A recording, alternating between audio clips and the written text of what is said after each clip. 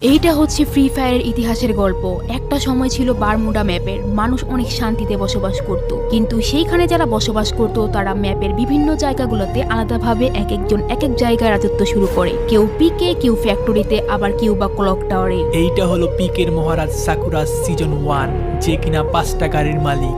এইটা হলো ক্লক টাওয়ারের মালিক হিপ হপ সিজন 2।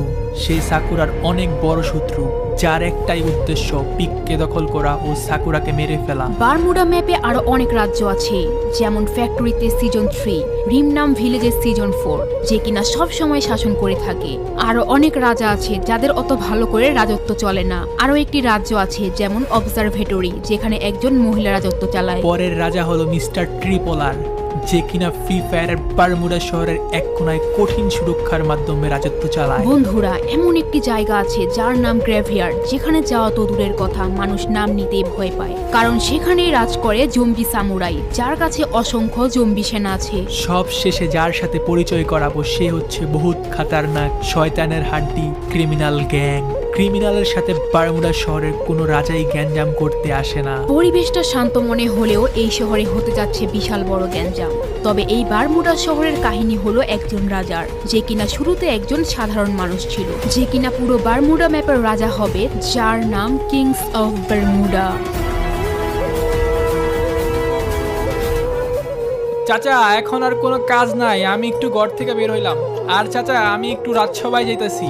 ঠিক আছে বেটা, যাও, কিন্তু সেখানে গিয়ে রাজাকে বেশি প্রশ্ন করবা না। হ্যাঁ, আমি বুঝতে পারছি, আমি রাজারে কিছু জিগামো না।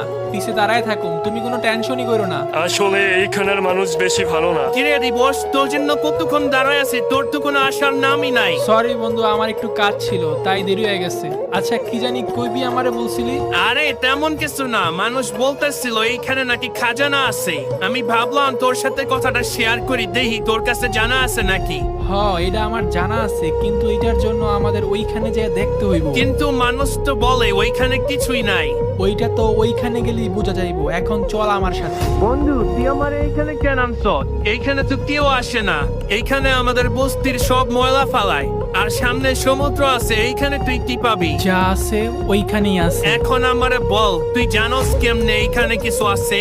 জেলেরা তো এইখানেও কিছু পায় নাই। আমার মনে হয় খাজানা পানির ঢেউয়ে কিনারায় চলে আসছে। আমি কালকে রাতে যখন ওইখান দিয়ে আসতেছিলাম তখন কি জানি দেখলাম চমকাইতাছি, ওইখান থেকে আলো বের হইতাছিল। কিন্তু ওইটা যদি খাজানা না হয়? এইটা জানার একটাই উপায় আছে। আরে তুই এর জন্য পানিতে লাফ দিবি? আমি তো সাঁতার কাটতে পারি না, আমি কেমনে যাবো? আমার সন্দেহ ঠিক ছিল, এইখানে খাজানা আছে।